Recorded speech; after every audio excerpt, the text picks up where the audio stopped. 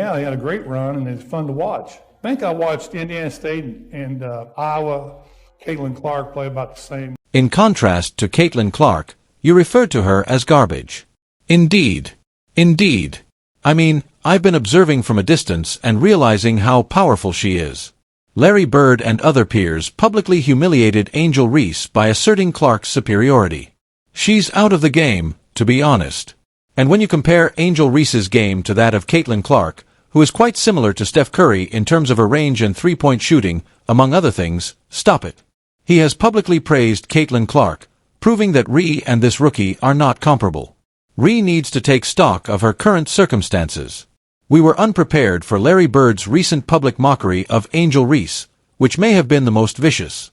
In fact, the renowned Celtics player Mr. Cool went out there and basically said Caitlin. When Clark, the better player, was revealed, Twitter went crazy, much like the NBA Finals buzzer. People are acting as if Angel Reese has been permanently barred from the basketball throne. The sports world's collective jaw dropped to the floor and hasn't come up yet. Who would have thought that Larry Bird had so much energy left? And why is everyone pretending that this isn't the ultimate clapback? Her range and style of playing are what make her so amazing. And how challenging her shot was. Then Steph Curry shows up like the biggest hype person. When backing up Bird's, Clark's distinctive smooth method outperforms Reese's declaration. Steph is raving about Clark's shooting range as though she possesses a secret code that enables her to make three-pointers from places Curry can only dream about. She's scoring nearly triple-doubles every night in 4 games. As her shooting skills are. Furthermore, Clark is not just tossing up shots. As though it were a fun hobby, she is stacking triple-doubles. Steph basically said, watching Clark is must-see TV, which is a diplomatic way of saying, Reese, you're playing second fiddle. Curry's support is more than just a gesture.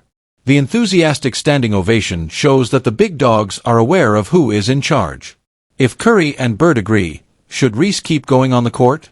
It's a must-see TV because it's as polished as that. In terms of women's basketball, I think it's fantastic. Clark is performing at the highest level. It's altering the basketball regulations.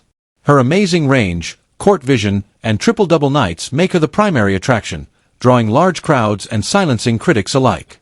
Steph's praise isn't just exaggerated. Reese's crew is nearly blinded by the strong spotlight. I was going to remark that you have been compared to Caitlin Clark. Yes, but I believe she's such a strong floor player that it nearly robs her of the rest of her game. Overall, she has her. This kind of love, which prioritizes surrender over conflict, is exemplified by legends like Bird and Curry. Clark is not just playing the game but also redefining it, and Reese is still attempting to keep up with him. It's an obvious message. There is no room for second best at the top. How long before Reese admits that Clark is the legitimate heir and just gives up in embarrassment? I never imagined that ML could be a better teammate because he was the one who would. Larry Bird's humiliation is about more than just stats. It's about respect. Clark is a prime example of Bird's well-known appreciation of diligence and hard effort. His comments that the best teammates are those who work hard and never give up might as well be aimed at Clark because of his perseverance, which makes triple-doubles seem effortless. By criticizing Clark so harshly, Bird isn't just suggesting that he is better. Clark is the whole thing, he says. Is it possible for Reese to have the same diligent work ethic that Bird admires? In addition to being one of basketball's most formidable opponents, Larry Bird is renowned for his relentless work ethic and high standards for his teammates. When it comes to effort, Bird never holds back. He is the kind of person that expects every player on the court to give it their all every single night. Bird's admiration for Caitlin Clark's hustle is therefore not surprising. I'll put in all the work for you. Bird's famous assertion that the finest teammates are those who hold themselves accountable and push their teams to better seems to match Clark well. She's not just drinking. She is putting forth a lot of effort, developing her heart, and writing plays. Bird knows it's not just shooting from a distance. It's all about the grind, the sweat, and the tenacity. Last year, Caitlin Clark played for both Iowa and Indiana State. Bird's small yet powerful remark goes beyond merely complimenting Clark's skills. It's a strike at anyone who doesn't think she can perform at her highest level, which obviously bothers Angel Reese the most. When a legend like Bird criticizes Clark while praising his whole package, it's more than just a comment. This is a challenge that cannot be ignored. How long can Angel Ree keep her cool while Bird's attention is clearly elsewhere? You know, some of her teammates are hostile to her.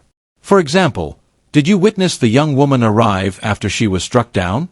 Instead of rushing to her aid, she walked Tim. Without hesitation, Hardaway entered the lit Firebird. Hardaway's viewpoint was more than just a statement. It revealed the tension that was simmering behind the scenes. According to Hardaway, Reese's teammates are envious of Clark, and this jealousy is quite ugly. In this case, there are now more than 2 players on the floor. Situation. It's about a camp where some players don't seem to be able to handle Clark's growing notoriety. Hardaway refers to Clark as the adult celebrity in the room because of her ability to remain composed in the face of small drama. It's clear from his comments that Clark is not only outplaying her rivals but also exceeding them in every way. The most crucial call to action follows.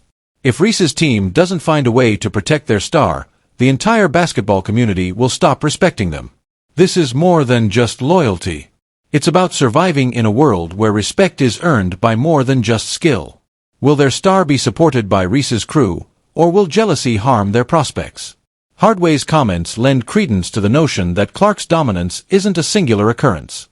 It signifies a change in authority. Even if some people might still have old allegiances or would prefer to downplay Clark's abilities, the reality is clear to those who are paying attention. Clark's skill, poise, and unwavering work ethic have earned him recognition. The basketball greats concur that Clark is more than just a superior player on paper as a result of Hardaway's harsh comments, which accentuate Bird's subtle actions. In every aspect, she is superior. For Ree and her supporters, this is more than just a challenge to get better. It acts as a warning that attention is shifting and that ignoring it would only result in further scrutiny. When the best basketball voices start taking sides, you can tell the game has changed, even though it's hard to admit. Will Reese's camp survive the heat, or will Clark's popularity keep growing unchecked? Petty males, you women out there. Hey LeBron, you're absolutely correct about these females' hatred of Caitlin Clark. You petty girls. Next is Charles Barkley, who immediately intensifies Bird's message and criticizes all the pointless turmoil regarding Clark. Barkley's style is simple. The envious chatter that tries to undermine Clark is intolerable to him. He makes fun of the petty ladies who are making fun of women's basketball, pointing out that Clark is the one who is providing it with funds, recognition, and genuine advancement. Barkley's point is clear. Give up whining and start appreciating Clark's contributions to the game.